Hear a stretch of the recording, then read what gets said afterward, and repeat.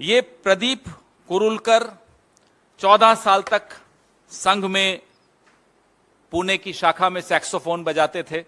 ये एक ऐसे व्यक्ति की है जिसको पिछले सप्ताह एटीएस, महाराष्ट्र की एटीएस ने पाकिस्तान को गुप्त संवेदनशील सूचनाएं देने के आरोप में गिरफ्तार किया। डायरेक्टर डीआरडीओ प्रदीप कुरुलकर, इनके कपड़े देख लीजिए और हम मोदी जी से भी पूछना चाहते हैं क्या इन्हें भी वो कपड़ों से पहचान लेते हैं। ये संघ की वेशभूषा में डीआरडीओ के डायरेक्टर, ये देखिए आप किसके सामने नतमस्तक होते हुए, डीआरडीओ के डायरेक्टर प्रदीप कुरुलकर। ये डीआरडीओ के डायरेक्टर प्रदीप कुरुलकर सावरकर स्मृति में अपने कुछ भाषण दे रहे हैं, व्याख्यान दे रहे हैं। हो गया। ये पूरी भूमिका जो अभी आपने देखी, ये एक ऐसे व्यक्ति की है जिसको पिछले सप्ताह एटीएस, महाराष्ट्र की एटीएस ने पाकिस्तान को गुप्त संवेदनशील सूचनाएं देने के आरोप में गिरफ्तार किया। ये प्रदीप कुरुलकर 14 साल तक संघ में पुणे की शाखा में सैक्सोफोन बजाते थे। चौथी पीढ़ी संघ से जुड़ी हुई है, यानी कि जो इनकी पहली पीढ़ी जो संघ से जुड़ी थी वो तभी जुड़ी होगी जब श्यामा प्रसाद मुखर्जी मुस्लिम लीग के साथ मिलकर सरकार बना रहे थे, जब अंग्रेजों के साथ मुखबिरी हो रही थी। 4 पीढ़ियों से क्या चल रहा है वो आपके सामने अभी आपने स्क्रीन पर देखा। संगठन मंत्री रहे हुए हैं ये संस्कार भारती के। आप में से जो लोग संघ से वाकिफ हैं और संघ के जो सैकड़ों अलग अलग संगठन हैं उनसे वाकिफ हैं, you know RSS is an umbrella organization. In itself it's unregistered, but it has hundreds of organizations under its umbrella. One of them is Sanskar Bharti, a major, very, very important organization. Pradeep Kurulkar, Director DRDO, has been associated with the Rashtriya Swayamsevak Sangh for 4 generations. He used to play the saxophone for 14 years for RSS. He was for 12 years Sangathan Mantri of Sanskar Bharti. This is the 4th generation RSS Karyakarta Swayamsevak. And he was arrested by ATS for giving sensitive information to Pakistan through a woman. एक महिला के जरिए पाकिस्तान में ये संवेदनशील जानकारी दे रहे थे। कहते हैं हनी ट्रैप हो गए थे। असली हनी ट्रैप तो शाखा में जाने से होता है, वो होता है हनी ट्रैप कि आप डीआरडीओ में हैं और शाखा में जा रहे हैं। That is the real honey trap. और ये पहली बार नहीं हो रहा है दोस्तों।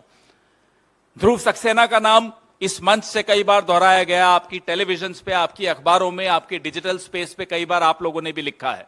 आईएसआई का मेन एजेंट बनकर ध्रुव सक्सेना भारतीय जनता पार्टी की आईटी सेल का मध्य प्रदेश का प्रमुख था। यह पहली बार नहीं हो रहा।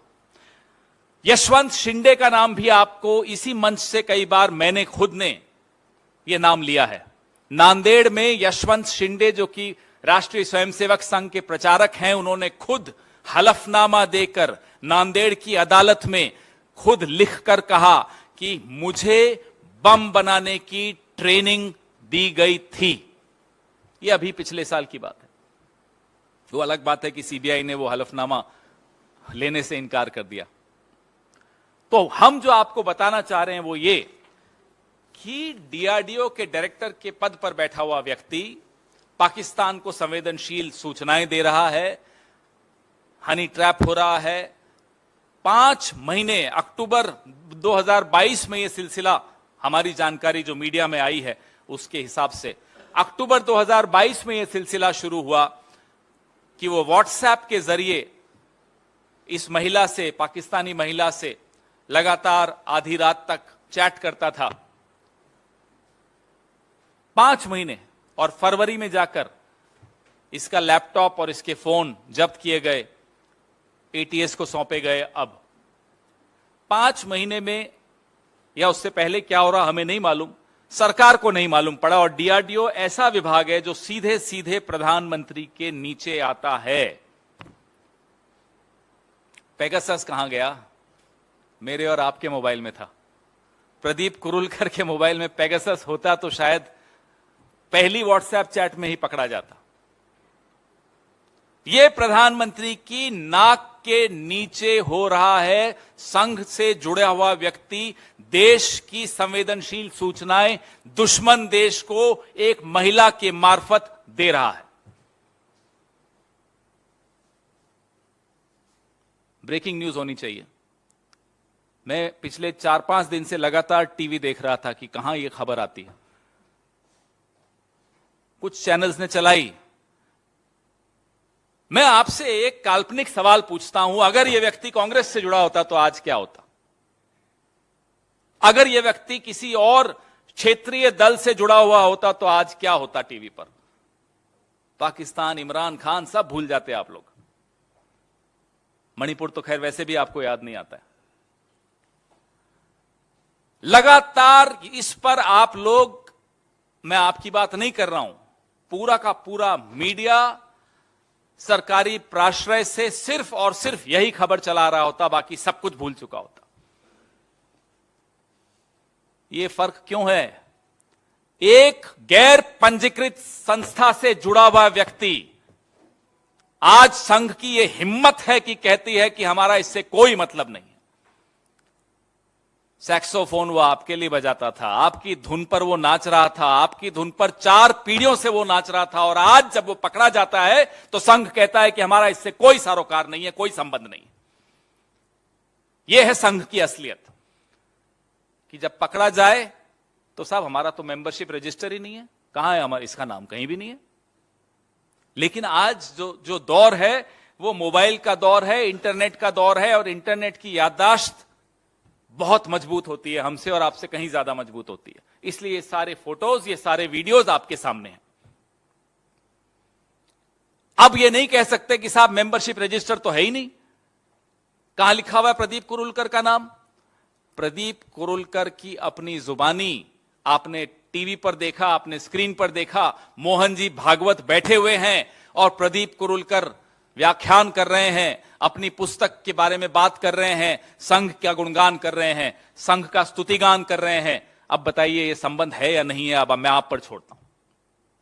सरेआम संबंध दिख रहा है, पीढ़ियों का संबंध दिख रहा है, ना केवल संघ से दिख रहा है, इस पीढ़ी का तो पाकिस्तान से भी संबंध सबके सामने है। ये रिश्ता क्या है, हम ये जानना चाहते हैं। यही सरकार है भारतीय जनता पार्टी की कि जब आईएसआई को आप पठानकोट में बुलाते हैं निरीक्षण करने तो क्लीन चिट आईएसआई को देते हैं कि साहब इन्होंने तो बड़ा सहयोग दिया जांच में, और ये तो कहते हैं कि पठानकोट में भारतीय सैनिकों ने ही खुद हमला बोल दिया। देखिए ये शर्मनाक बात है या नहीं, मुझे बताइए। ये संबंध आपको दिखाते हैं कि इनका असली चेहरा क्या है। ये वही डीआरडीओ है जो जवाहरलाल नेहरू ने बनाया था। ये वही रिसर्च लैब है डीआरडीओ की जो इंदिरा गांधी ने बनाई थी। इस पे बैठा कौन है? संघ से जुड़ा हुआ एक जासूस, पाकिस्तान का जासूस बैठा है इसमें। शर्म आनी चाहिए उन लोगों को जो नेहरू जी के नाम पर इस तरह की बातें करते हैं सुबह से शाम तक सोशल मीडिया पर, या इंदिरा जी के नाम को बदनाम करने की कोशिश करते हैं। देखिए फर्क, वो पीढ़ी हमारी पार्टी के उन नेताओं की पीढ़ी जिन्होंने डीआरडीओ बनाया, और इनके संघ के वो लोग, चौथी पीढ़ी के लोग जो डीआरडीओ में रहकर आस्तीन के सांप बनकर पाकिस्तान के साथ एक जुगलबंदी गा रहे हैं। व्हाट्सएप पे एक महिला के साथ दोस्ती करते हुए मिसाइल्स की तस्वीर स्मगल कर रहे हैं। ये व्यक्ति आकाश और अग्नि जैसे प्रोजेक्ट्स में बड़ी महत्वपूर्ण भूमिका निभा रहा था। अगर अब भी हमारी आंखें नहीं खुली, देश की आंखें नहीं खुली, आपकी आंखें नहीं खुली, हमारी आंखें नहीं खुली, तो उसके बाद कुछ देखने को भी नहीं रह जाएगा, भले ही आंखें खोल लीजिएगा।